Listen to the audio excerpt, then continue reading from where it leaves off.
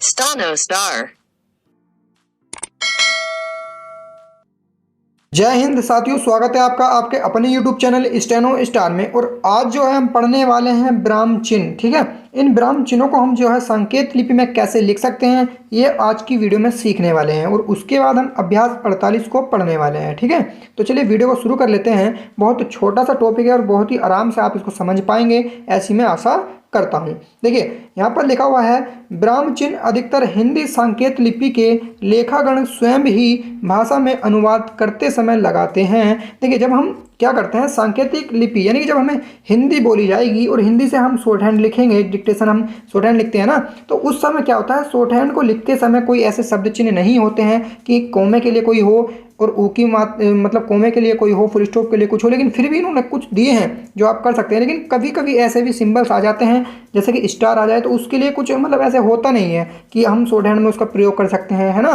क्या होता है, अब जो हम ये जो शॉर्ट हैंड हमने बना ली और उसके बाद हम इसको हिंदी में कन्वर्ट करते हैं, तो जब हम उसको हिंदी में कन्वर्ट करते हैं ना, हिंदी उसकी लिखते हैं, तो हम स्वयं अपने जो है स्वयं लेखागण स्वयं जब हम हिंदी को लिखते हैं तो उसको हम खुद लगा लेते हैं कि कहाँ पर क्या लगना चाहिए। जैसे कि कहाँ पर कोमा लगना चाहिए, कहाँ पर फुल स्टॉप लगना चाहिए, कहाँ पर प्रश्नवाचक चिन्ह लगना चाहिए, कहाँ पर क्या लगना चाहिए और क्या कहाँ नहीं, कहाँ पर क्या नहीं लगना चाहिए, ये हम स्वयं पढ़ लेते हैं, स्वयं समझ लेते हैं, तो उसके अकॉर्डिंग लगा लिए जाते हैं। कोई इनके जो है शब्द संकेत जो है संकेत नहीं होते हैं, है ना, लेकिन फिर भी कुछ के दिए गए हैं, उनको समझ लेते हैं हम। चलिए देखिए, इनका संकेत लिपि में प्रदर्शन करना व्यर्थ में समय खोना है। यानी कि जब हम शॉर्ट हैंड लिखेंगे तो उसमें यदि इनको हम लगाएंगे तो कहीं ना कहीं अपना हम समय खराब करेंगे, तो ये कहना चाहता है। ठीक है, पर यदि समय मिले तो आवश्यकता अनुसार निम्न प्रकार से सूचित कर सकते हैं। यदि समय मिलता है आपको कि हाँ भाई गैप मिल जाता है तो आप लगा सकते हैं। यदि आपके पास समय है शॉर्ट हैंड लिखते समय तो लगा सकते हैं इन चीज़ों को, अन्यथा लगाने की कोई आवश्यकता नहीं होती है। ये मैंने आपको पहले भी बताया है।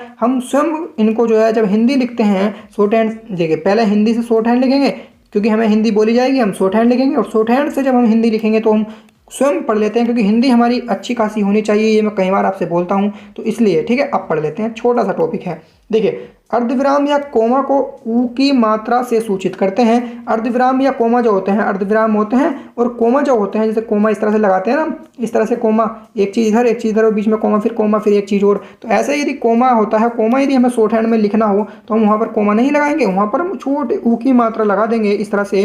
तो ये हमारा जो पढ़ा जाएगा संकेत लिपि में, ये कोमा पढ़ेंगे। जब हम इसका हिंदी में अनुवाद करेंगे तो इसको हम इस मात्रा को फिर हिंदी में कन्वर्ट करते हुए कोमा लगा लेंगे। ठीक है, ये बात आपकी समझ में आ गई है ना। चलिए आगे समझते हैं।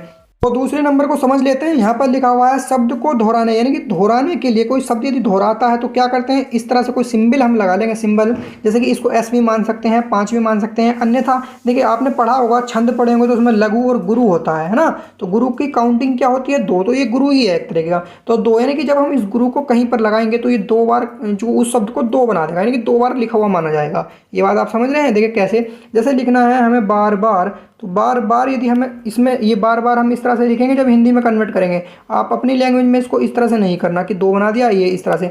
जब आप शॉर्ट हैंड की हिंदी करेंगे तो आपको बार बार 2 बार इसी तरह से लिखना होगा, इस तरह से 2 बनाकर इससे नहीं करना। ठीक है, इस बात का भी आपको विशेष कर ध्यान रखना है। लेकिन जब हम इसको जो है शॉर्ट हैंड में लिखेंगे तो कैसे करेंगे, बार बार लिखना है। तो देखिए बार बार हम मान लीजिए इस तरह से लिख रहे हैं बार बार, तो यहाँ पर ही हम इस तरह से कोई इस तरह से ये बना देंगे, एस गुरु कहते हैं जिसे हम। तो ये क्या होगा, अब इस शब्द को 2 बार लिखा हुआ माना जाएगा, तो ये बार बार इसकी वजह से 2 बार लिखा हुआ माना जाएगा।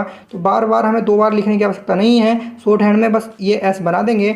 ठीक है, तो ये हमारा 2 बार बार बार लिखा हुआ माना जाएगा, एक बार लिखने से ही। तो ये बात आप समझ गए होंगे। चलिए आगे चलते हैं। अब देखिए यदि मान लीजिए कोई शब्द आता है, जैसे कि 1 मिनट बैक कर लेता हूँ, यहाँ पर लिखा हुआ है तीसरे नंबर में बातचीत। तो बातचीत के अंदर जो बीच में डैश आया, जैसे कि दिन रात लिखना है, दिन रात के बीच में हम डैश लगाते हैं, तो उस डैश के स्थान पर शॉर्ट हैंड जब हम उस डैश को, मतलब मान लीजिए हम लिख रहे हैं बातचीत शॉर्ट हैंड में, तो बात और चीत लिख लिया। अब जब हम इसकी हिंदी करेंगे तो बातचीत ऐसे लिखेंगे ना, बातचीत। तो ठीक है, अब शॉर्ट हैंड में बातचीत के बीच में जो हमने हिंदी में डैश स्वयं लगा लेंगे, क्योंकि हमें पता है बातचीत हो, दिन रात हो, अनुलोम जब होते हैं तो हम स्वयं इस डैश का प्रयोग कर लेते हैं, इतनी हमारी हिंदी अच्छी है। लेकिन शॉर्ट हैंड में हम इसको जो करेंगे, इसका प्रयोग शॉर्ट हैंड में लिखने में हम इस तरह से कर लेंगे। तो इस तरह से यदि हम कोई सिंबल बनाते हैं शॉर्ट हैंड में तो वो हमारा डैश पड़ा जाता है। जब हम हिंदी में कन्वर्ट करेंगे तो उसको डैश इस तरह से हम कर लेंगे। ठीक है, ये शॉर्ट हैंड में है और ये हिंदी में है। तो ये बात आप समझ गए होंगे, बड़ा ही सिंपल सा था।